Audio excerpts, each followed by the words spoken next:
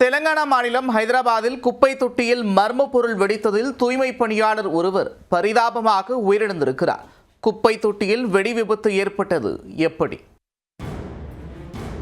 தெலுங்கானா மாநிலம் ஹைதராபாத்தில் உள்ள குசாய்குடா பகுதியில் பல்வேறு சிறிய தொழிற்சாலைகள் உள்ளன.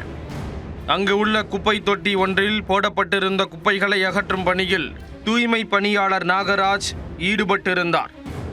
அப்போது திடீரென்று குப்பை தொட்டியிலிருந்து மர்ம பொருள் வெடித்து 30 அடி உயரத்திற்கு அங்கிருந்த பொருட்கள் சிதறின. சம்பவம் நடந்தபோது அருகே நின்று கொண்டிருந்த தூய்மை பணியாளர் நாகராஜ் உடல் சிதறி சம்பவ இடத்திலேயே உயிரிழந்து விட்டார்.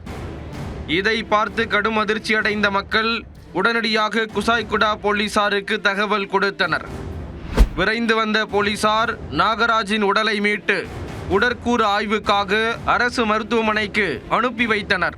தொழிற்சாலைகளில் பயன்படுத்திய வேதிப்பொருட்களை சிலர் அந்த குப்பை தொட்டியில் கொட்டி வந்துள்ளனர். அந்த வேதிப்பொருட்களுக்கிடையே வேதியியல் மாற்றம் ஏற்பட்டு வெடி விபத்து ஏற்பட்டிருக்கலாம் என்று போலீசார் தெரிவித்துள்ளனர். ஆனால் அந்த பகுதியில் குண்டு வெடித்து விட்டதாக வதந்தி பரவியதால் அப்பகுதி மக்கள் கடும் அச்சமடைந்துள்ளனர்.